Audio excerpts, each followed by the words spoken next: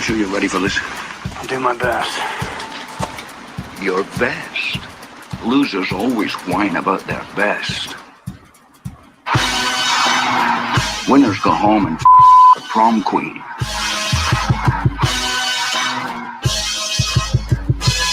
Welcome to the best soccer show. The best soccer show in the whole world.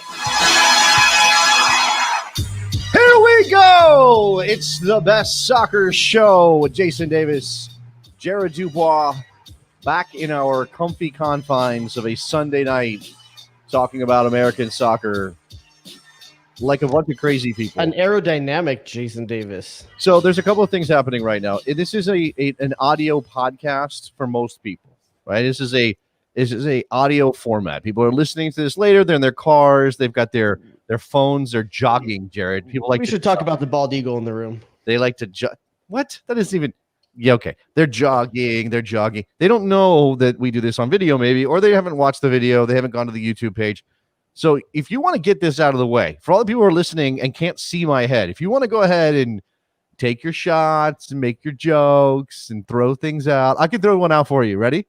So anybody who doesn't know, I got a haircut in the last, or my hair was cut. I think that's a liberal use of that word. Maybe a more accurate way of saying it. It's COVID time. It's a pandemic. I don't know what places are available. All the hair cutteries in my neighborhoods have shut down. Jared, I don't know where you go. You go to a barbershop. Okay, wait. So you said take my shots. I had this big floppy thing happening with my hair, and I was like, I got to get rid of this. I asked my wife. She had cut my hair once before during the pandemic, and it turned out okay. And she said okay, and she sat me down. Next thing I know, she's making faces and like, oh, I don't know if you're going to like this. And I was like, well, hold on, wait a second. Let me jump up. And I run to the bathroom. I look in the mirror and I go, oh, yeah, we're past the point of no return. I'm going. Here's whatever the fun part. How gray does it grow back? It's not going to grow back gray. I don't think. That's what I've always been afraid that, like, because I have so much color still on the tips that I don't notice that there's gray at the root. That's interesting. Okay, now you're scaring me. Actually, I don't know that I'm that worried about it. I think I'm going to embrace it. It feels like you are too. Like you're okay, right? There's some gray in there. There's some flashes. My wife says it makes me look distinguished. Okay, well that's what they say about the beard, right? I already have gray in the beard. Just match it up top. But my wife did say, my wife is Puerto Rican. She's Latina. She's not white, but she looks at me and she goes, I think you look more white now. And I'm like, wait, what does that mean? What? Interesting to say. That's a hard line to do a 360 on and offer back to someone in some way. What am I going to say to that? Like, no, like, I don't look like the white person I am.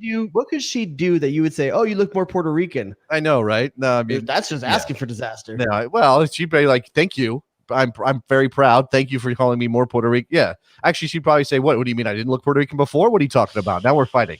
That's a good point. So, yeah. Yeah, that's why my wife said no more. She wasn't going to cut my hair anymore. So I had to risk life and limb to go into the hair cuttery and be surrounded by dudes not abiding by rules.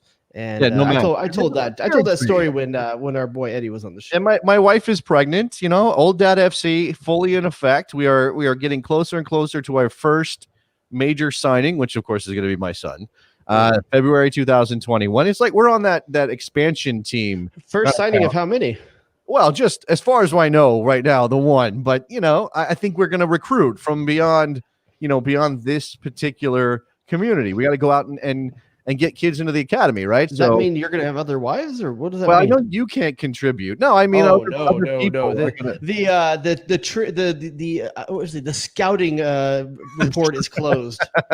You don't have any scouts out there. Your scouts, no. Your scouts don't go anywhere anymore. Nope. They don't swim well. Yeah, that's what you need from your scouts. You need scouts. They're trying to figure out how to make do with the roster we have. You're trying to turn that situation into a competent playing format. Okay, a couple other things before we get into all the big news from the last week. I want to mention, and I know he says he doesn't want to complain on the air, but I don't care. I'm going to put him on blast anyway. Nicky Soup and Sausage was not here when we did the show on Monday, and we had some scheduling changes. He has his other podcast commitments on a Monday. He wasn't here, and we on this program had Brendan Hunt, Coach Beard, from Ted Lasso, and Nick is very upset with us, right? You want to lodge your complaint here? I don't know if upset's the right word, more like disappointed. Like, okay. I was the first guy to watch Ted Lasso out of the three of us. I thought for sure I'd have a chance to talk to Brendan. He had marked his territory. He had gone outside, he had found the tree, and he just lifted that leg and he marked that territory, and he's very upset that we came into his territory. Super excited that you were able to get Brendan to come on the show. Enjoyed listening to the interview. I thought you both did a really good job with it. Yeah, what's that like you to listen to it like that instead of being a part of it, by the way? I'm not gonna lie, I grinded my teeth a little bit during the interview. Our interview style? I'm kidding. Yeah, but no, I was just a little bummed. I understand. Obviously your birthday was last week, and happy birthday, by the way. Brendan, thank you. Brendan is a good guy. He's a soccer fan, as you heard, and I'm going to go ahead and call him friend of the show, Jared. So if we decide that we want to get Brendan Hunt back on the program, I'm sure Brendan would come back, and we'd be able to say, get us ready for season 2, and maybe what we'll do is say, welcome to the Best Soccer Show. Jason Davis, Jared Dubois, Brendan Hunt's here, and Nicky Soup and Sausage is going to interview him. We're going to go get a beer. We'll be back in like 25 minutes and just let it go. See what happens. What do you think? And for the record, Nick, while he was on the show, I knew how to push buttons too. I brought a couple tweets up on the screen. I knew what I was doing. That's about all I can do. But Jared, it's only taken you a year. That's funny. That's pretty funny. Yeah, Jared Dubois now producing the program as well. All right. Yeah. Well, Nick, I'm sorry you weren't here. It just happened to work out that way, but we will get him back. And maybe we'll have Nick back on the show a little bit later on too, because we're going to play a game tonight, a couple of segments from now. Yeah, Nick will be back here, but maybe we'll get Ted Lasso. Maybe we'll get Jason Sudeikis himself. Oh, that would be great. That would be really great. Yeah, I mean, in fact, there's a whole cast of people that I would love to have from Ted Lasso on this program. I know, Jared, did you watch Soulmates, Brett Goldstein's new show? I did not get a chance to do it yet. Okay. No. All right. So you didn't get a chance yet, but apparently, very funny guy. Super Bob is on my list first. Super Bob. Okay. That's the other Brett Goldstein project that we're supposed to be watching. All right. Let's dive into everything that's happened over the last week. And I think number one, while this is an international break and MLS is still playing games and stuff's happening right now, and the U.S. men's national team is not gathered, Jared, I think it's got to be Ben Olsen, right? 10 years. Ben Olsen predates you and me doing a show together, which is wild because as a coach, as a player, way over. Well, no, but I mean, as DC United's head coach, he was on the job before we did our first podcast, and I'm going to tell you how much my life has changed in the last 10 years. I can only imagine what it's like to be on that job for 10 years.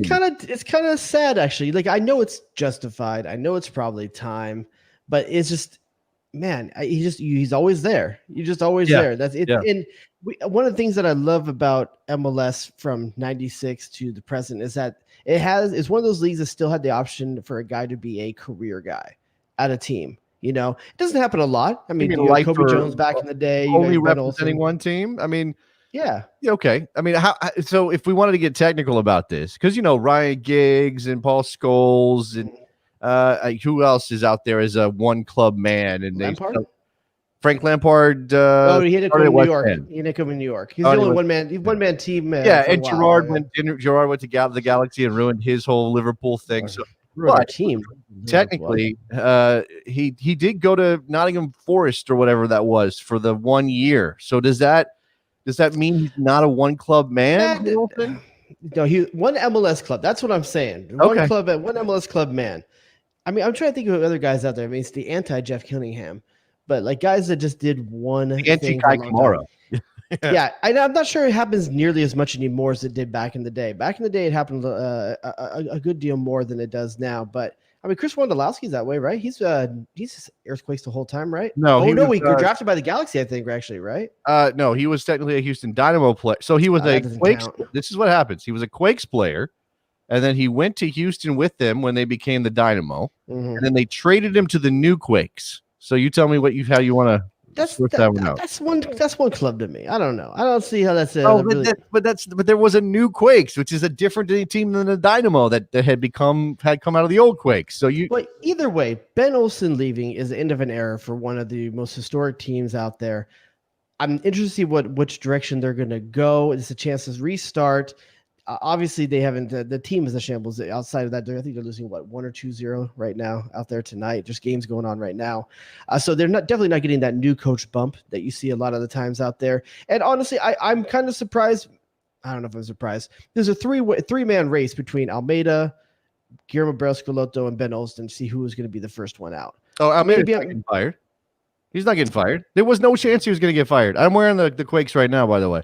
Shout out to the Quakes. Every week you just try to trigger me. Representing on the show for The freaking Galaxy couldn't beat the Quakes in 2 tries. Yeah. How bad is the Galaxy right now? Well, so the Quakes are on a run right now. I mean, give them credit for turning it around, and they do have Portland later on tonight, but right after we go off the air, so we're not going to know that scoreline before we're done here tonight. But I just think that that's just a roller coaster team. I talked to Jackson Ewell on my radio show. Your radio show? Do you know I had a radio show? Okay, I have a radio show. Talked to Jackson Ewell, and the dude's bought in, just signed a new contract. No, I said the other day after the Galaxy game, like Jackson Ewell, in the game against the Galaxy, he played about a week ago now.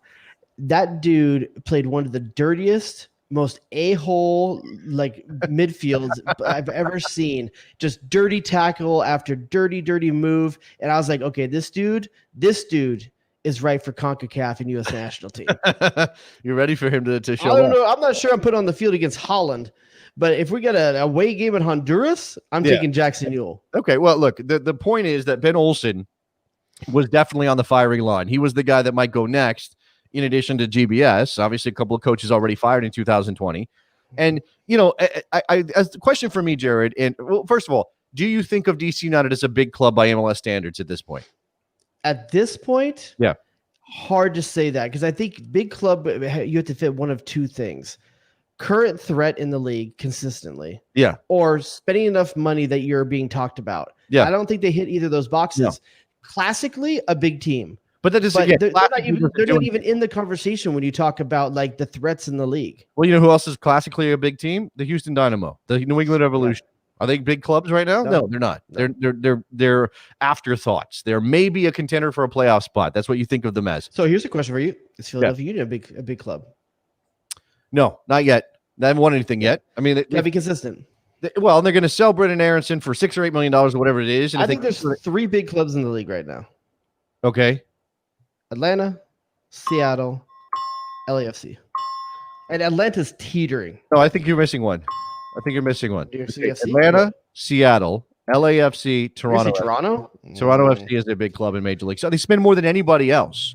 They spend more than anybody else. They win. And give me doing wrong, they win. But like, they don't spend it on like flashy players or anything like that. Alejandro Pozuelo is going to be probably MVP of the league this year. Leading assist man in the league. Absolutely. I think he definitely could be. But no one's getting up to see. I'm not waking up or like setting my timer to watch a Toronto game. You would rather your big club do that than what your club's doing. I would. Don't get me wrong. I would. But I'm not even saying LA is a big club. We got one of the most expensive guys in the league. We're not a big club. We suck. Okay, I see what you're saying. Well, I do think. By the way, I do think that for all of DC United's history not weighing on their status now, I do think LA, and you did leave them out, but I do think the Galaxy are a big club still. Because I think that people pay attention to them. I think that's a major factor in this. Obviously, they're bad right now. I think people pay attention. I think LA Galaxy is like Shaq in 2005. Like, that dude's still a name, and he's gonna get a lot of money. He's gonna get a lot of attention. But let's be honest here. He ain't gonna run the court. He's not gonna like be able to post up dudes like he used to. No, okay, all right. By the way, our phone lines are open at 717-727-BEST, and we had those open so that you can call us up and talk about this, but anything else that's happening right now. And I guess I am curious how what people think of Ben Olsen getting fired and how much of it is his fault. I mean, whether or not DC United is a big club, they haven't been spending. They make the move into the stadium. They didn't know Wayne Rooney was going to dip out as soon as he did, Jared. And so they had a ton of injuries this year. So how much of this is Benny's fault? And that doesn't mean he should have stayed on, because, of course, you got to make changes when things are bad. But is it his fault? I don't know how to quantify that, but I'll say this. What I think. How many pairs does it take to add those up for me? It's actually the whole thing, right? It's not just the. Who's the hairiest coach in the league now that he's gone? Oh, that's right. Who's got the hairiest coach in the league status now? I have to think about that one. So what else? I don't.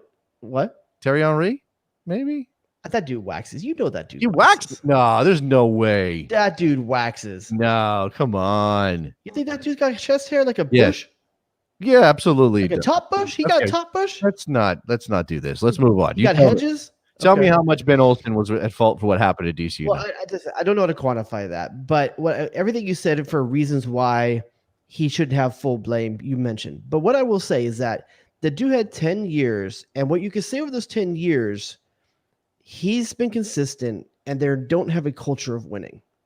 So in 10 years, he wasn't able to put together a culture of winning, a style of play, or something that DC is known for other than mediocre results. Sure. That's on Ben Olsen. Well, so here's I don't know if you even realize this. Now, this is Major League Soccer, a function of MLS and the way it operates. Did you know that he had them in the playoffs 5 of the last 6 years? Okay, all right, but it's MLS playoffs, dude. Like 80% of the teams make it. That's exactly my point. Is that even though they were in the playoffs 5 of the last 6 years, they were basically a nothing team in MLS. They didn't do anything. They didn't make any noise. They didn't cause any trouble for the. I knew they made the 2 years Wayne Rooney was with them.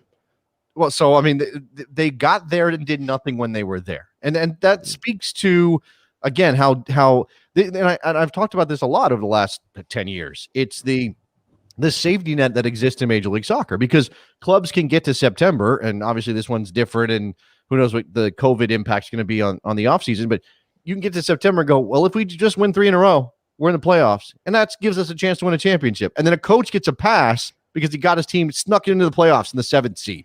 Right? I mean, like the Almeida MLS's back effect. Yeah, something like that. I mean, lots of coaches have managed to hold on to their jobs for a couple of years because they snuck into the playoffs. And it's like, okay, is that really good enough? So now it's a big drop to Peter Vermees, from Peter Vermees to the next longest tenured coach, right? Yeah. I think think that'd be a huge drop. I think number 4 or 5 on that list is Adrian Heath at Minnesota United. And he was at Orlando not too long ago. Yeah, 2017 he got that job. That tells you how quick this and the league. And I do think it's better for the league to have more accountability for the coaches. I definitely think that, but it does mean that you now have sort of chaos in the mix. And I don't know where DC goes. Where does DC not turn to? Who's their next head coach? I don't know if you give me a name. I don't think it's in house. I think this is your chance to start to do something completely different. How different? Because I have a suggestion. That's to be determined by the ownership. What do they want? What kind of team do they want? Do they want to be the South American buying young talent kind of team? Do they want to be a homegrown team like Philly and Dallas? Like, I don't think they're going to be a big spending team. No, sure. Their identity is a factor here for sure. I don't know what they want to be. So that's going to be driven by the ownership. So, but I'll say there's a couple of names out there that I thought of when this came out there. Okay. People that are available that have a connection to DC in the past. Okay. Mike Pecky, sure. Not he's a little bit nuclear at the moment. And I do think that would be interesting.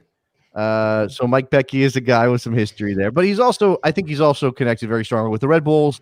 There's still a rivalry between those two clubs, so maybe that wouldn't work out really well. Next name.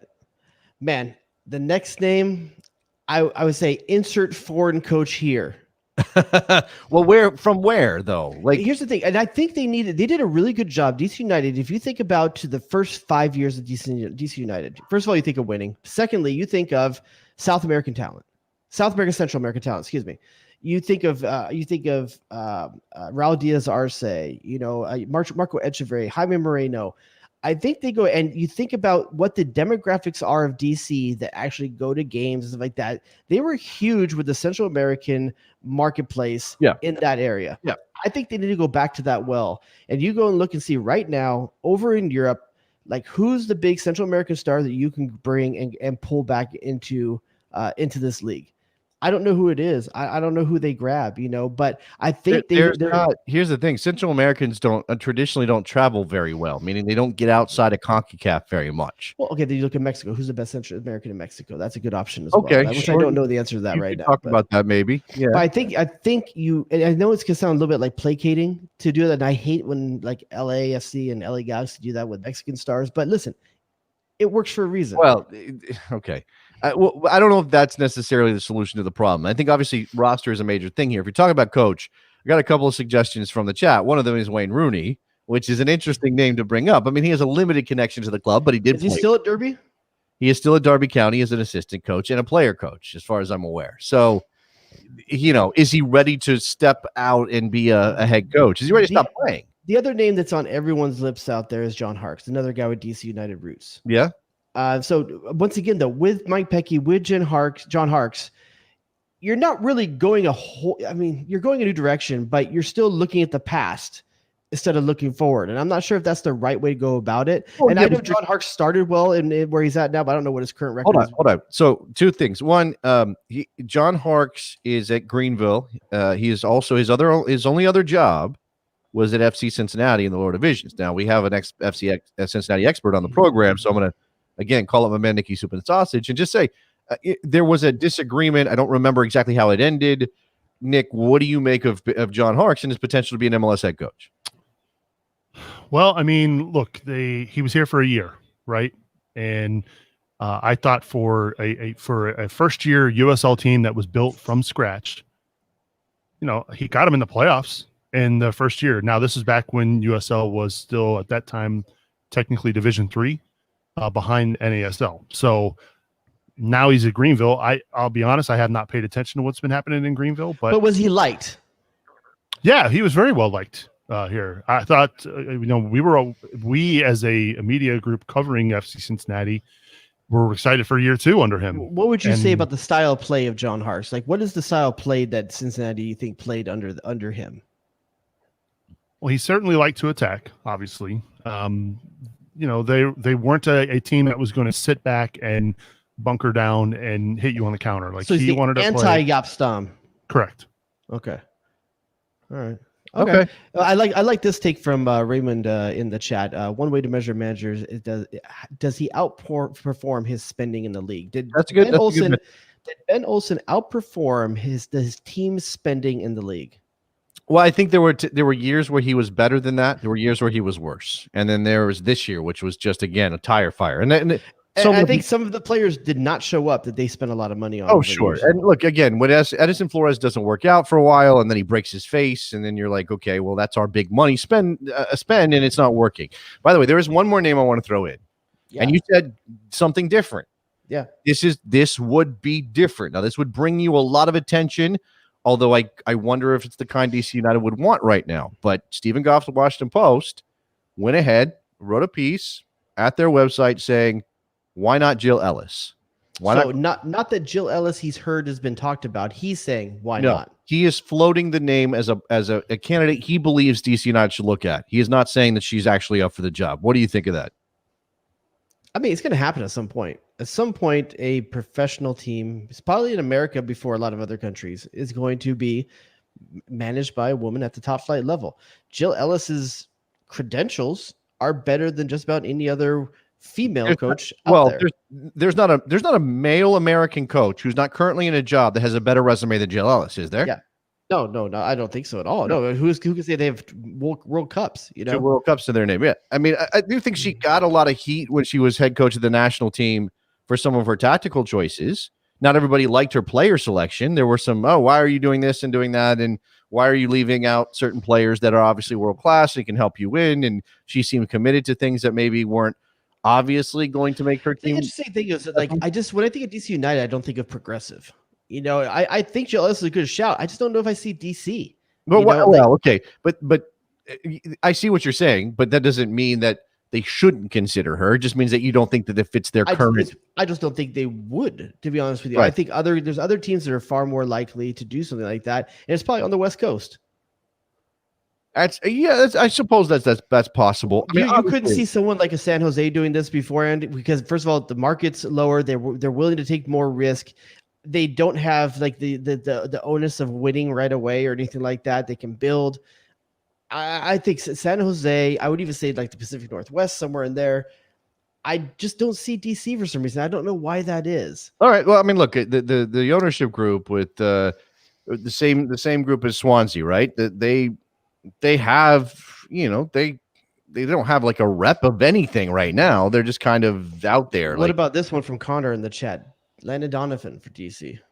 I don't think Landon would take the job, so that kind of stops it there. But if you did consider Landon, I mean, he's got limited experience, right? His resume is nothing, and I think even Landon would say, "Look, I haven't done this very long." And yes, we're all celebrating Landon because he's obviously an incredible leader, and on that front, on the progressive front, he's been out there doing something. In that case, I have a pick or poison for you in regards to Landon Donovan and his coaching future in the near term. All right, lay it on me. If you're Landon Donovan, I'm the best American soccer player of all time. Well, you have a lot less hair right now, so that's why we say this. Okay. If you're Landon Donovan, what's the better thing to do? Take a risk going to DC with low expectations, or in a week when Guillermo Schelotto gets fired, do you take over You the don't want that team you're a legend at in LA? You don't want that job. You don't want that job. And I know it's different. Landon Donovan's role and his success and the trophies they won and how big of a name he was and all of that is different than Ben Olsen at DC United. But Ben Olsen was a DC United legend. And yes, it did buy him 10 years. I think part of why he lasted so long is because he is a DC United legend. And I've said before, when you're the club, you put yourself. No, you're arguing from the club's perspective. Why should Landon Donovan not do it? Because it's too much because he literally can't live up to the expectations of the LA Galaxy fans if he doesn't win championships. So you're saying if he has to take one of the two, Landon should take DC United.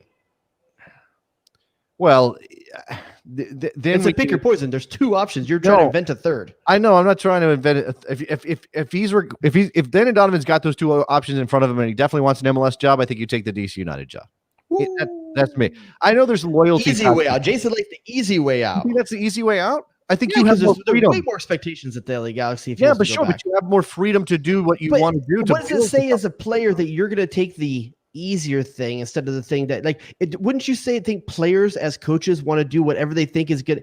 They don't have a losing mentality. You think he has a losing mentality? He's a winner. I don't think he does, but I also think he's smart enough to know I haven't been doing this very long. If you're talking about Landon Donovan 5 years from now and he's won a USL championship title or taken that team to the playoffs 3 times, then we're talking about something different. Then I'm saying maybe his resume gives him the confidence and the belief, and maybe he can go into in the Galaxy organization and pull his. And he's gonna have a pull. Okay, let's do a descending kind of thing here then. Okay. More likely to get to take the DC United job. Landon Donovan, Jill Ellis. More likely to take it? To be the coach. I'm sorry to say that. More likely the odds are higher that Jill Ellis would get that job than Landon Donovan. Okay. Because of the resume factor, for sure. Jill Ellis or Mike Pecky? Mike Pecky, but I don't think that's likely either. Mike Pecky or John Harkes? John Harkes. John Harkes might be the leading candidate from all the ones we've talked about so far. So that's what we're saying. Basically, that's what the game we're playing right there is. We're deciding that John Harkes is probably the most likely candidate. Well, if you're just going on history and we don't know what they're looking at overseas, and we don't know what they're looking for. No, and by the way, just a reminder, before Ben Olsen was hired permanently because he was the interim head coach in 2010 after Tom Stone. Before I think Tom Stone got fired. So Ben Olsen steps into the job. He didn't really want it. He wasn't ready for it. Yeah. And then they go into the offseason and they do a search and they talk to Lucien Favre.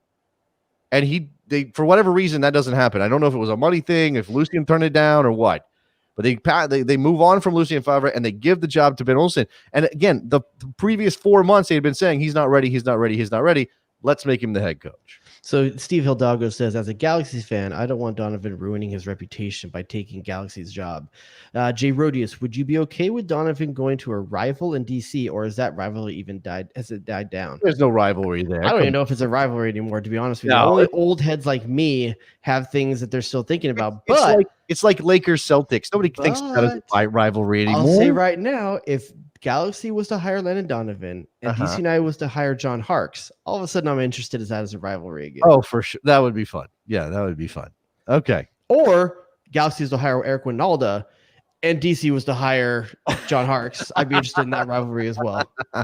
Yeah. Well, Waldo gets hired. We're watching that team closely no matter who it is, right? And look, I do think that era of legitimate legends, how many legitimate American soccer legends have been head coaches yet? Legitimate? Do we have any? I don't think we do, right? I mean, okay, Lexi Lalas was the GM. Yeah, that doesn't count. Kobe Jones was an assistant and interim for a while, never got the real job at the Galaxy. He never really wanted that job anyway, right? Eddie Pope went to the Players' Way. Yeah. Eric Winalda is a legitimate star. No, but in MLS. I'm talking about MLS. Okay, he wasn't sorry. No, he never coached in MLS. That's what I'm saying. Like, you never coached in MLS. Okay, you got a bunch of guys in the lower divisions now, but we don't have any legit. Man, I don't know that we do. Oh, what? Brad Friedel, does he count? Brad Friedel counts, right? For sure. Come on, he's a legend. You know my feeling about goalies. Goalkeepers don't go. He for sure counts. Inappropriate. Okay. Yeah. There's more money in broadcasting. I think it's an easier gig. Oh, it's I don't know, actually way less stressful. I mean, look at the direction Stu Holden, Maurice Adu have gone. DeMarcus Beasley, like, come on, dude, they're going in front of the camera, dude. That's a much better way. Sure. The wardrobe department's better. Oh, dude's got a whole collection of sneakers, and Stu's like making babies left and right. They're just living it up, hanging out. Here's one from Holden. He says, "Grown ass man Eddie Johnson and Jermaine Jones as co-head coaches. Is Jermaine Jones even something any team in MLS would even?" He's contemplate doing his right now. badges, right? Is that what he's doing? He's doing his badges. Last we heard, he was doing his badges. I don't know. We gotta get Jermaine Jones on the show. He seems to go in and out. You know, when is he? He's active for a while, and then he's quiet, and he's active for a while, and he's quiet. We need to get him back. Okay. All right. Let's move on. This is something we could definitely talk about for the rest of the show, but there's still plenty of other things. Again, we don't because we're doing the show live on Sunday, and there's a bunch of games happening because apparently Sunday soccer is just the MLS way with all this midweek stuff. We don't like to respond to what's happening live because by the time you listen to the show, all the games will be over. You'll know the scores. But Eric Hurtado scored an incredible volley that I think definitely in the moment, and since we got the original sound effect back, it deserves an open. That's not the original. I gotta fix it again. I didn't save this earlier. I disappointed you. Yeah, way to blue ball us all. That's not what that is. Oh, okay. Is that what that is? When you get excited for something and it doesn't happen, that's what I call it. Okay, so anyway, that's what's going on. A couple of different interesting games, but a couple of games that didn't happen, Jared. And look, I know there's this weird like mental duality thing that we're all doing right now. We're trying to enjoy sports because it's that distraction. It's escape. It's an escape. The NBA finals are happening right now. Looks like the Lakers, much to my chagrin. No, actually don't care. Jared will enjoy it. The Lakers are going to win another title. LeBron James is going to win another. All that. We want to be pulled away, and yet we recognize this is all very dumb, right? The way the NBA is doing it is maybe defensible. Obviously, MLS back was in a bubble. But there are games being canceled all over the place now. NFL, Major League Soccer. Yeah. It's just I don't know. This so Columbus and Orlando canceled. Colorado has now had 4 games in a row. Yeah, I don't see how they're going to make those games up. How does that work? How can you say? So I think they played 13 games to everyone's 17 or something now. Like how are you going to get all those in? The players can't play that many minutes back to back. No, you can't. You award the points to the other team. Is that fair to the rest of the league? Yeah, I don't know what I don't. Like, the Galaxy can get 3 points right now. They couldn't get 3 points on their own. They're going to give them 3 points. Yeah, I don't know what I really don't know what the answer is, and that's the big problem here. And I think we haven't talked about it for a long time because listen, MLS back worked. Playing games again with a somewhat regular season was working. So we didn't really talk about it for a while because like, oh, okay, this is the new normal. They found a way, applaud them.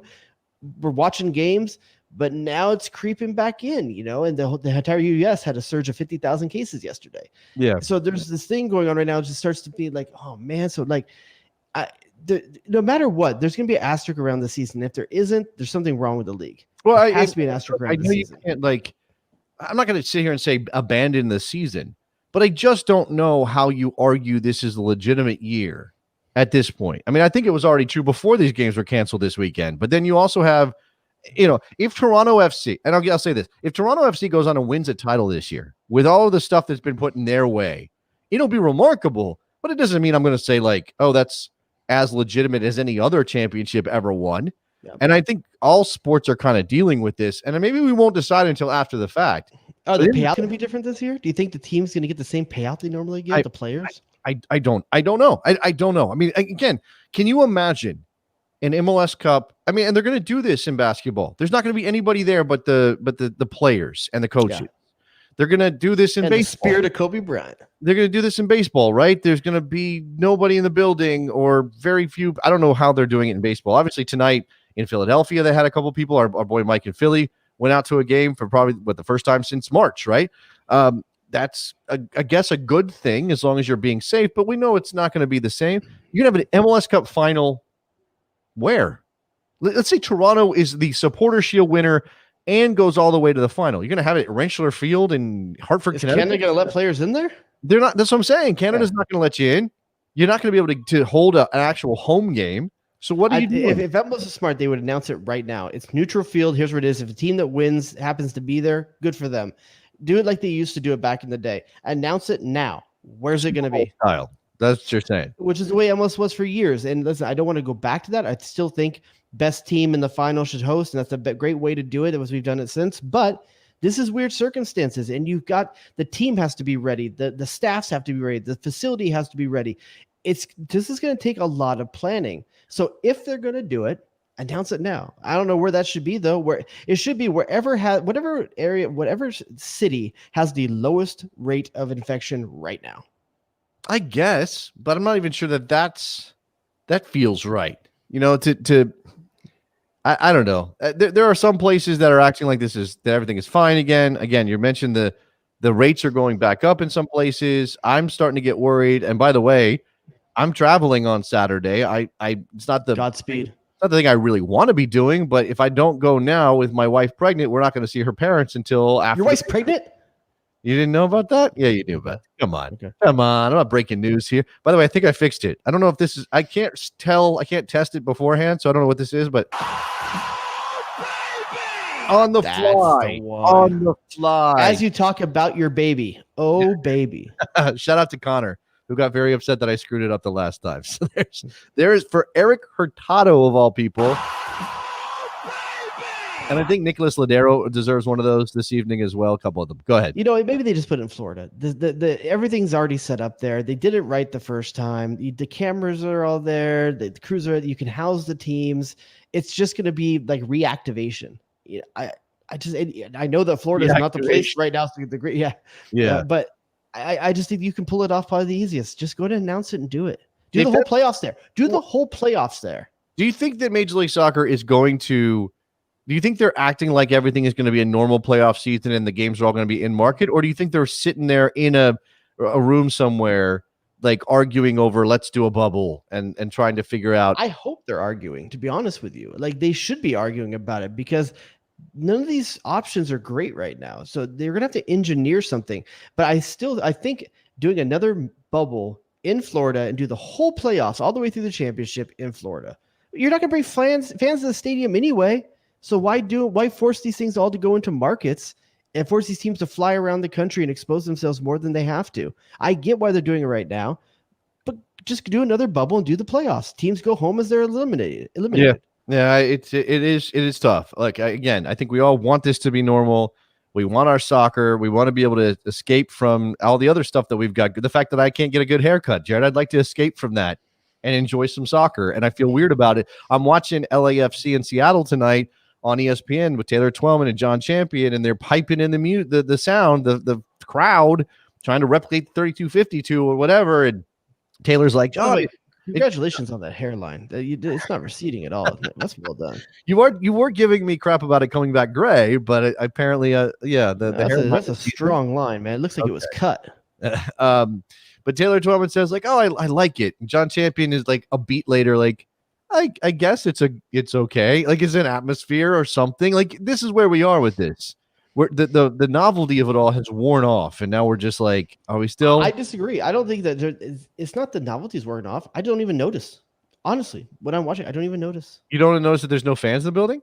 I don't notice it because most of the time it's just field. It's rare you get a shot with the fans are like on it. I mean, I still think you would hear the ups and downs, and I don't think that the fake stuff replicates it the same way. I don't know. Again, I'm not saying that we don't have a conclusion to the season, but the Rapids are already screwed, and I don't think you can blame them. It's just this is what's going to happen. All the Canadian teams are screwed. Now, TFC is very good, and they might be fine, but they could have. Who knows? They could have been a record breaker this year if it wasn't for this. Or so are the Toronto team? I mean, the Canadian teams going back at all? Or are they staying the whole time? I think occasionally they go back, but they can't train. I think they have to go straight like airport to family and then back. Like I don't think they get to do anything else while they're in Canada. Man, so Josie's gonna be hungry for gold, man. He's gonna be pissy. Josie is hurt again. Did you know that? I did not know that. Yes, Josie is hurt again. So yeah, it's all right. Do you want to? Congratulations to Josie though. Like Josie is one of the best cheerleaders American soccer has. Oh, for sure. I mean, the guy who was it? Caden. What's the guy's name for New York Rebels who scored the 17-year-old kid? Yeah, I can't remember it. It was Caden something. But yeah, The dude scores his first goal for New York Red Bull, 17, and Josie's out there retweeting saying congratulations and like giving the guy props. Like Caden Clark. What is this with the Marvel names? Caden Clark, Cade Cowell. What are we doing here? Definitely an alter ego of a superhero. They all got him now. It's like parents went wild with the double letters. All right, we do have a phone call. Do you want to squeeze that in here on this stuff? Before we get to the game, or maybe this person can play the game against you. I don't know about that. Ray in Milwaukee, you're on the line. What's up, Ray? What's up, guys? When you talk about the Lakers and the Asterisks winning the championship, you could put an asterisk next to this, but as in the aspect, as in like this may be the least talented MLS team to win a championship in the last 7 years.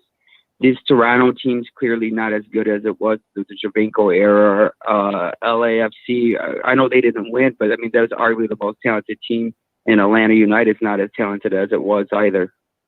You know what? That's reasonable, but at the same time, I think that the pandemic has really hit these teams hard in terms of managing their rosters. And I don't know if that's an excuse or not in every case, Jared. But Ray, do you feel the same way if Seattle wins? Because it's basically the same team that won last year if Seattle wins. Well, you could say that, but I didn't think Seattle was the most talented team in MLS anyways. I thought LAFC in a playoff system, the most talented team doesn't always win it. Oh, that's true. You can't tell me player for player that LA is any better. I also think it's also due to injury and the fact that you're not able to replace the talent level of a Joseph Martinez or a Carlos Vela when somebody goes down because of the designated player restriction. Yeah, look, I think that's all true. I appreciate the call. I think that's all true. I mean, obviously, Major League Soccer still needs to figure out how to get depth into its squads and all that stuff. But right? the coaches aren't being tasked to make the most talented team. They're tasked to make a winning team. Yeah. Whatever that means. Right, and give Brian Spencer credit for that, whether he's got the most talented team. They were not the most talented team. They were the best coach team last year. They were the best coach team. And they beat the most talented team because they had a good game plan going down to make California Stadium last year. All right, let's go off topic with a call before we play your game, Jared. Okay, this one is from Mohammed in New York City. He wants to talk about Gio Reyna, who obviously is not doing anything right now because of the break. He's playing some or doing some training. Maybe there's a friendly for FIFA. Probably playing some FIFA. Jamming out to rocking out with early death metal. Listening to some death metal. Mohammed, you're on the line. What's up? Hey, how's it going? So guys, I was just wondering what your thoughts on Gio Reyna's progression has been, and how do you think that could affect the future for the national team? So I know we haven't really done much the last couple of years, but we're getting up there, and I think there's a bunch of bright talents that are emerging. So Gio Reyna happens to be one of my favorites. I just want to know what your thoughts on him are. Yeah, I mean, I think, Jared, you've elevated him to starter now after not being sure, right? Yeah, definitely. I think the consistency I've seen, I think outside of one game, I think he's performed like a starter both for Dortmund and for the U.S. national team. In terms of his development, I think early on, I expected him to play a little bit wider, and I'm seeing what he does on the inside in the middle of the park for Dortmund. I'm thinking, okay, that's the right spot for him. Then the question just becomes, how do you get him into that piece of the field in the national team? And we've talked about it before. I think it ends up being a triangle of him at the peak of a three-man midfield with Tyler Adams and Weston McKennie behind him, and I think that gives him a lot of support that he doesn't have to worry about tracking. Did I tell you about this? That I had a brief conversation online, and maybe this came up last week, where it was suggested that Sebastian Lletget is a starter for this national team right now, based on form, based on what he can do, how he can, break lines with a dribble, that kind of thing. He's an aggressive player. He can also defend a little bit, and that would push Gio Reyna to the wing, and then you would sacrifice Jordan Morris. So you lose some straight line speed, but you obviously get a little shiftier, a little more creative. Obviously, the angles. I honestly think that if you're going to force Sebastian Lletget into this lineup, it's for Weston McKennie or Tyler Adams, and you leave Jordan Morris on, because Sebastian Lletget can track. He can track, and he can marshal the middle of the field. I'm not going to say he's a ball winner, but that's why you keep one of those two players in there to be the actual ball winner. I'm not sure that Tyler Adams is a straight up ball winner either. So I mean, not the kind that you might want if you're playing a lone holding midfielder, which is what it's going to force. But if you do it like what I'm saying, and let's say you bring Tyler Adams out and you put Sebastian Lletget in, you're forcing Weston McKennie way further back in the field, that's what he's doing with Juventus, but I think we're expecting him to get more out of him, like pushing forward at times. And I think this is forcing him to take the very, very hard six kind of role back there, where he's definitely last man in the midfield. Yeah, that's okay. Mohammed, you have anything else you want to add on this before I let you go? Oh, he's gone. All right, Mohammed's gone. Well, the question then is like, so you're either pulling out Tyler Adams or you're pulling out Jordan Morris. And which way is this team better? And I'm saying this is all we're not probably advocating. This is saying hypothetical here. Sure, of course, but I will say that this is a team that for years and years and years was sort of centered around Michael Bradley's ability to play a long pass from a deep lying position. You take Tyler Adams off the field and you lose that completely.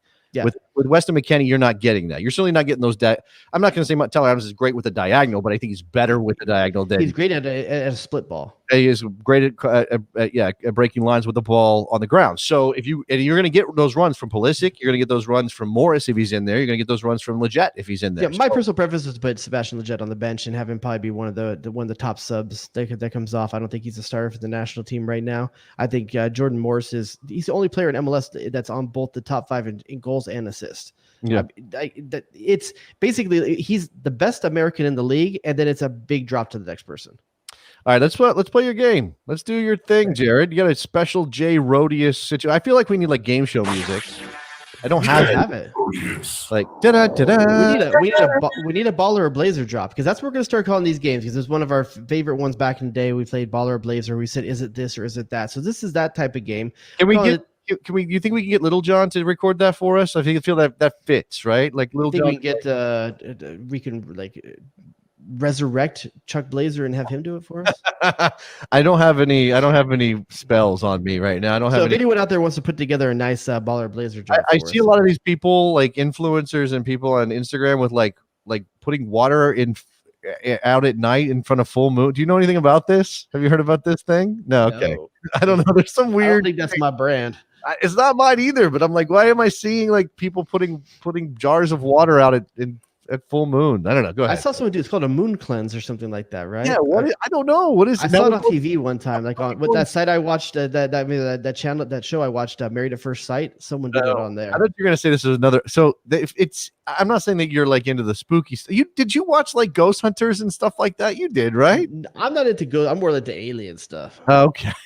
There's such a fine line between those two. Come on, guy. Come on. I'm no crackpot. I'm into aliens.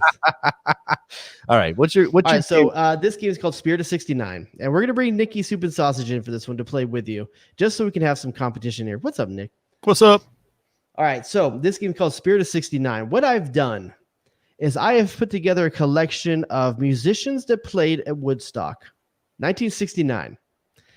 And I have put together a list of the 1969 second year of existence NASL All-Star team. I'm going to give you names of players from that team and musicians from Woodstock. You have to tell me if they're Woodstock or NASL. Okay. All right. I'm assuming none of these Woodstock artists. I'm not putting Jimi Hendrix on this list, just to let you know. Simon and Garfunkel aren't on that list? I thought about putting some ones I thought were pretty obvious, so if you didn't get them, I could shame you. Okay. But maybe I'll throw one in later. I know he doesn't have the movie knowledge. I honestly don't know how deep the Nicky Soup and Sausage musical knowledge. So first of all, I don't expect you to know any of these names. I picked it like if for example, if you threw in some of the well-known Woodstock performers, would Nicky Soup and Sausage know all of them? Would he if I said Arlo Guthrie, would you know who that is? No. Maybe I should throw one in there. You found the line. I think you found the line. All right, go ahead. All right. So first one on the list, John Best.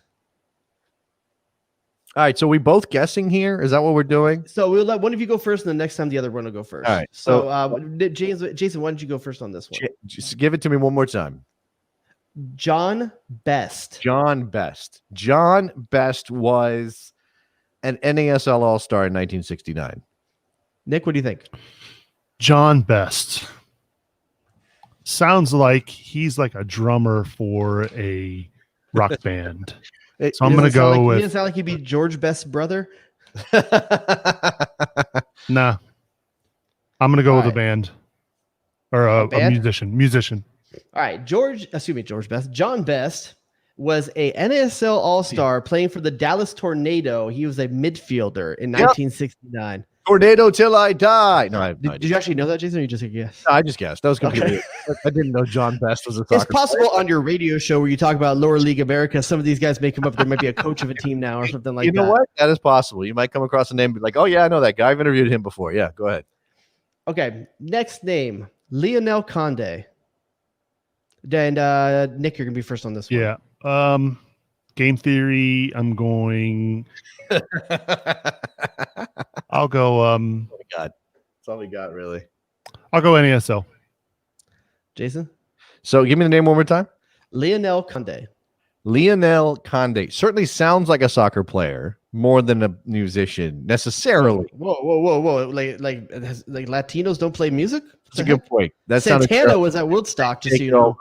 I take it all back. You could have said Carlos Santana, and I bet you Nick would have been like, "Huh? Is he?" I know who Carlos Santana is. He's the guy that plays with Rob, the guy from 20 with Third Eye Blind. No, it was Matchbox 20. Get it Oh, right. but the fact that you know that is sad. Michelle Branch also. Well, actually, that is his late '90s, early 2000s wheelhouse. Yeah, for sure. I will say that Lionel Conde.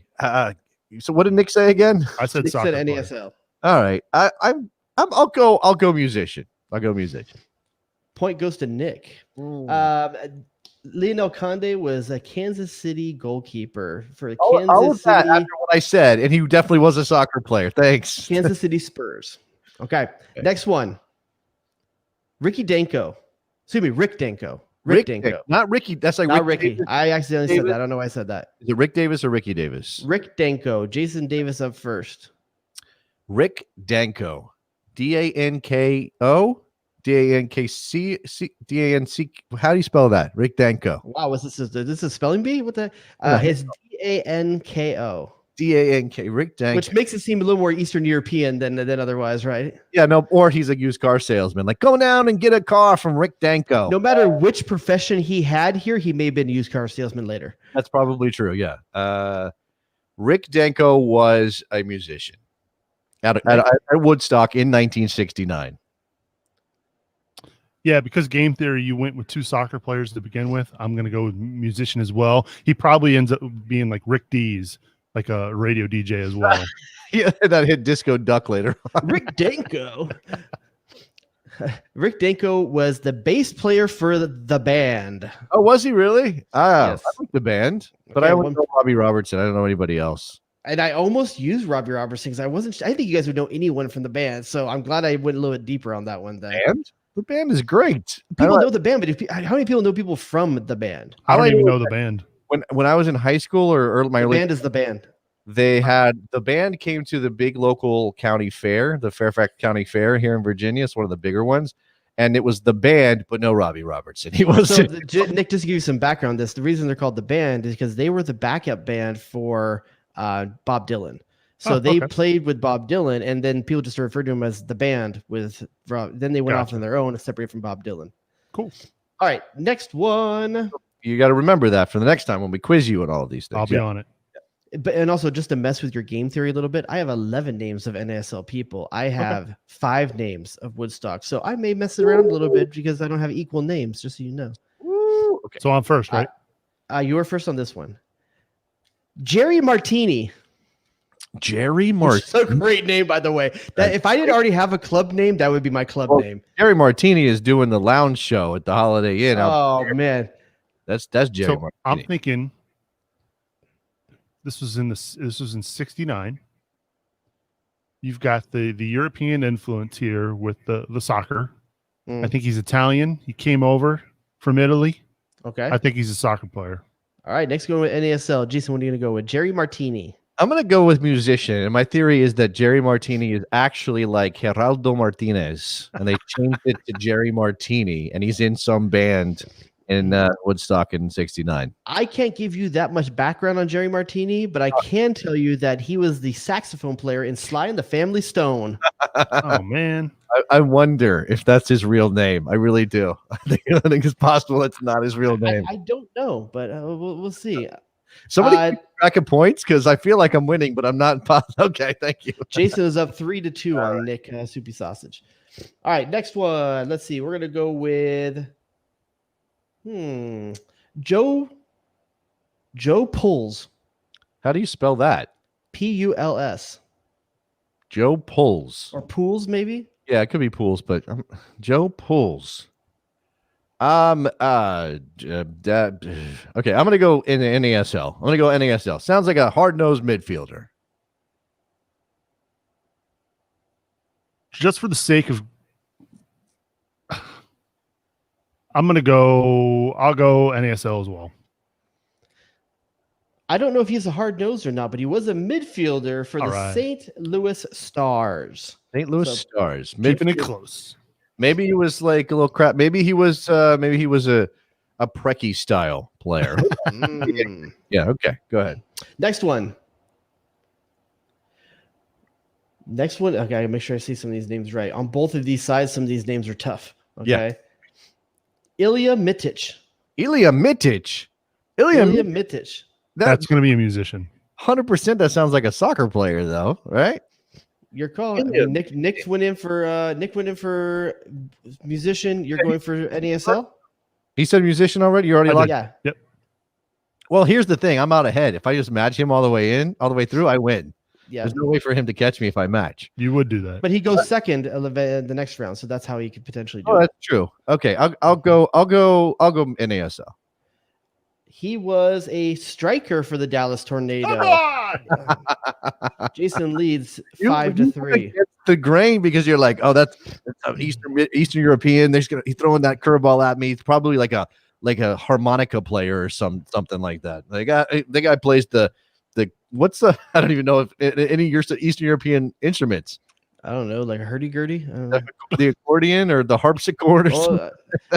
I would like accordion. That's a polka thing, so that's close. Yeah. Let's see. Next one's going to be Bobby Colomby. Bobby Colomby. That And sounds Nick's going to go first on this one. Oh, no, Nick went first last time. Sorry, Jason's going first too. sounds like Bobby Convey. Sounds like Ooh. like Bobby. No, let's. I'm gonna go musician on this one. Say music. I know you said you only have 5 of those, but I'm gonna go musician on that one. My bad. I had 6 actually. Okay, whatever. I'm going to go for an NASL player. Bobby Colomby is the drummer for Blood, Sweat, and Tears. And fun fact about Blood, Sweat, and Tears: the second highest paid marquee band at Woodstock. Wow. Above the Who, above the Grateful Dead, above a lot of other bands, Crosby, Stills, and Nash, which was actually I think their first show. But Yeah, they were. Creedence Clearwater Revival, like Wow. so. Number one, who was number one highest paid band at Woodstock? Woodstock 69. Who was the highest paid band? I'm not remembering who was there. Were the Stones there? Stones were not there Stones were not there. They were at Altamont getting people killed, right? That's what they were doing. around the same time. Let's see. Wow, 69, biggest band. The Mamas and the Papas. I actually don't know. Nick, you want to guess? I have no freaking idea. Jimi Hendrix, number one. Oh, okay. Well, if you said Jimi Hendrix, okay, all right. I was thinking band more than individual. That makes sense, though. My bad. Artist, I should have Was it a said. Jimi Artist Hendrix and or band. experience at that point? Was that All was right. Last one.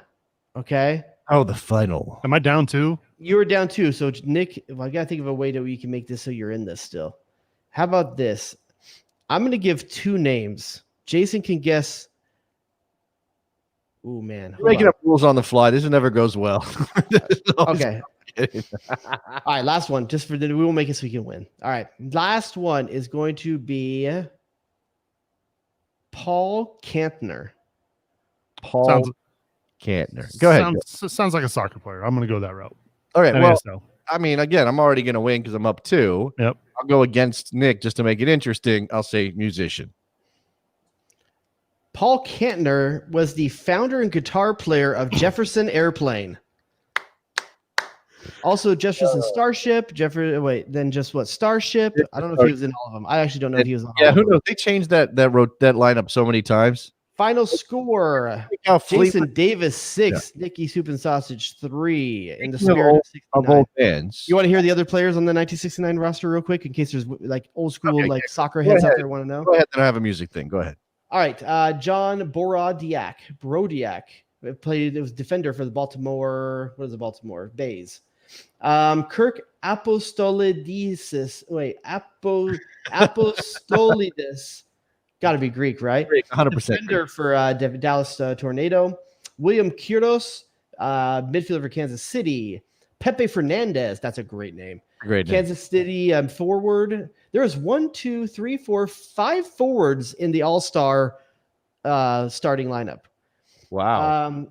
Let's see. Kaiser Motang, from Atlanta, Manfred Ciesler, forward for Kansas City, and Emmett Kapengwe, forward for Atlanta, and Art Welch for Baltimore as well. Sorry. What band Those did are your you, guys. what band did you say Jimmy Martini was in? I'm trying to remember now. Jerry Martini Jerry Martini. That's was why. in Sly and the Family Stone. Got it. Okay. Here, I was just wanted to mention one thing before we move on is that I was you saw the video, right? The TikTok with the guy on the skateboard drinking. Oh yeah, I've been all about it. It's everywhere, right? And he's listening to Dreams by Fleetwood Mac. One of those things that it's hilarious as a slightly older person. I'm not old. Neither of us are old. We're not old, right? Ish. Slightly older person to see like an entire generation of people discover Fleetwood Mac, which is hilarious to me. This is how all of our parents felt when Wayne's World used Bohemian Rhapsody. Yeah, That's right. And then by the way, that song was only like 12, 15 years It's old. actually an 80s Queen song. I don't think it's a 70s Queen song, Right? And what Wayne's World was 92, so the song was not even that old at the time. So yeah, very interesting. But did you see Mick Fleetwood recopying the TikTok? I did. They did that for TikTok as an ad for TikTok. Yeah, I saw that. It was pretty good. I saw one where a guy put a Trump mask on and was drinking Clorox instead of. Who would ever do that? You know, it's just a funny move for that. I mean, I was trying to think of the American soccer version. Like who would be on the board? What would they be drinking? Like, it would be Landon Donovan putting on shades. No. It's oh my God. I just completely blanked for a second, but it's drinking Red Bull. Why am I blanking on Leko Eskandarian? Eskandarian drinking Red Bull and throwing it? It's got to be Aleko drinking Red Bull. Maybe people can come up with better ones than that. I wanted to, before we get out of here, I wanted to shout out the next big U.S. women's national team star. Apparently, according to everybody, Jared, and I'm not watching a lot of women's college soccer. So I think we're okay saying we're not watching women's college soccer. I'm not watching men's lower league soccer. We're not watching a lot of other soccer outside of a couple of games here a week in Major League Soccer, whatever. But Catarina Macario, who is Brazilian but moved to the U.S. when she was 12 or 13 because of her soccer journey with her parents. Just got her citizenship, was called into this camp that Vlatko Andonovski is holding in Colorado. 10-day camp, no games, but they're going to get together. She is apparently the truth. So Freddie Adu drinking Sierra Mist is a good one. Actually, it should be Freddie Adu drinking Sprite now because things didn't work out. Oh yeah. By the way, shout out to Grant Wall, who's about to drop his Freddie Adu podcast. Yeah, I saw him teasing that a bit. It looks good. I'm ready for it. Did he get Freddie for it? He got Freddie for it. I talked to him about it. He got Freddie. It's going to be interesting. Did he get Peter Novak? Yeah, that would be the get. Catarina Macario is legit, scoring tons of goals at Stanford, called in the U.S. Women's National Team camp, and now eligible. Honestly, this is going to be, from a women's perspective, this is going to be Gio Reyna style hype train behind her. But, so here's the thing. She comes out of college. Does she go to the women's league here in America, or does she go overseas? Well, that seems to be the in thing. If she decides to play in NWSL, she has to go through the draft more than likely, or they're going to have to find a way to massage the rules so she can go where she wants to go, because you don't want to lose a player of this talent, this caliber. I know we're late in the show, so I don't want to really start a whole new topic, but I've been thinking about this a little bit. With Tobin Heath, Kristen Press, Sam Mewis, Rose Lavelle, Alex Morgan, all going overseas. I know most of them are supposed to be coming back. Let's say the teams buy them out over there. Does that change whether or not the U.S. national team pays for players in NWSL? You mean salary-wise? Yeah, right now they're footing the bill for all the national team players. As players that's a big chunk of salary. That's a big chunk of players now no longer having to be subsidied. Do they just abandon that at this point? I'd say I don't know exactly where that's going, and it's part of the collective bargaining agreement with U.S. Soccer and the U.S. Women's National Team. So if that requirement to play in the NWSL is no longer part of their contract, things get a little bit different. And I don't know what that means for the NWSL, because obviously you're losing out on some players who might choose to go overseas, but also you're losing out on that money that you said subsidizes those salaries for those U.S. Women's National Team players. However, I don't think U.S. Soccer is going to leave NWSL just sitting there without any help. So I don't know. Okay, so someone that knows Freddie Adu needs to get him on a skateboard drinking Sprite. It has to be Sprite. So I don't if someone can make that happen, I appreciate it. You think that this is better because it didn't work out with the Sierra Mist? I think it's funnier with the Sierra Mist.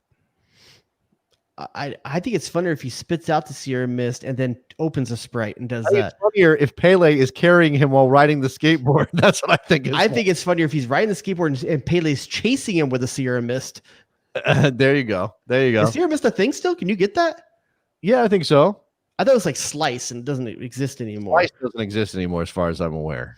So is that Pepsi's Sprite product? Is that what Sierra Mist is? One of those is independent of either of those, but Nick is nodding. He's our soda expert, apparently. I guess he's got it on lock. Yeah, Sierra Mist is a Pepsi product. Okay. A shout out to Rose Lavelle, first goal with Man City over the weekend.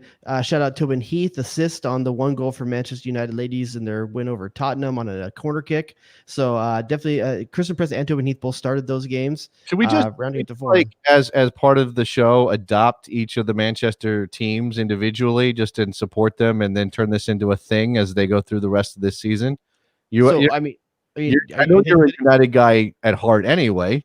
I'm a Tobin. I'm a Preeth guy at heart too. I know you're a Preeth guy. I'm a big Rose Lavelle guy. So you can have City, and Nikki and I will take United. Oh, okay. You guys are double. Okay, I see. You can't make Nick not let him have United. He's actually root for United. I'm just saying that I'm not going to trash talk Nick and you. That's just too much work for me to do in a given week. I guess I'm red till I die now. Gotta figure out how to stay healthy when I'm traveling to Puerto Rico. Jack wants a weekend update from you. What did you do this weekend? I played disc golf this morning. You're showing it off on Instagram. I didn't do anything on Instagram. Could have sworn I saw a picture of one, like a new. Oh, I did get a new disc. That was yesterday. I got a new disc. Yeah, so I got my Night Strike 3 Nate Perkins signature disc. I got that in, and then yesterday I had a pub quiz with our old buddy Johnny Puddins put together a pub quiz. That's been a long time. Johnny Puddins was on the old Slop Culture show way back in the day. So kind of a chill weekend for me, man. I did not get a wife haircut, so everything went well. That's the last shot of the show. We're going to get out of here. Thanks to Nikki Soup and Sausage. Thanks to the guys who called in and everybody who listened live and participated. And if you're listening after the fact, make sure you go over and check out the Patreon at JD and the Rod on Patreon. We are dropping some bonus content over there pretty regularly. What else? Had a bestie Zoom call after the show last week where we got everyone together. I was able to post as a video. Not that sure that people want to watch a Zoom call back. But really? I didn't know that. Yeah. It didn't work out the way I wanted to. It didn't save to my hard drive or something. But next time, we had about 10 listeners with us right after the Brendan Hunt interview to kind of talk about it, reflect on it, and just talk about BS in general. Yeah, just to have some fun. And we'll probably do that again relatively soon. So again, if you want to be part of that, patreon.com/JD and the Rod. Make sure you're following us on social media. Last thing here, ratings and reviews are massive for us to help spread the word. We need your help. We're not doing a whole lot of advertising and that kind of thing at the moment, so we need people to use the platforms available to help get word of mouth. I want to shout out Jersey Guatemalan, who left us a comment last week that says, years ago when I got into soccer, I looked for a podcast after World Soccer Daily kept changing hosts. I heard many different ones, and once I heard the back and forth between them, I couldn't stop listening. Was so upset when it was done, but continued to listen to me on Sirius, to JD on Sirius. I was excited to hear when JD and the Rod were back together and became a regular listener again. Love the show format. They have such great discussions. I still make my Rodi Ritas every summer. Can't wait to hear them talk about the national team. Shout out to the Rodi Rita, which the season is ending, but there are other things. Maybe for the Slack, I will make one like live on like Instagram Live or something like that and share it so people can make one. But lately I've been a Negroni guy. I've been doing a lot of Negronis lately. Negronis. Never had a Negroni in my life. Gin drink. Really good drink. Gin drink. I've never liked gin, but I like Negronis. After this haircut, it's all just straight whiskey now. I drink it and then my hair goes. Hide the pain. We're out of here. Thank you very much to Nick. Thank you guys for listening. We'll talk to you next week. Bye. Danger zone! Oh, it's incredible! Damn, dog, that's in a post. The horror show. Eddie, what have you done for me lately? Wouldn't be caught dead in a sweater. What are we doing? Get to the chopper! That's him, Iceman. Eddie, what have you done for me lately? The horror show. What are you called? It's not real! Luis Solano!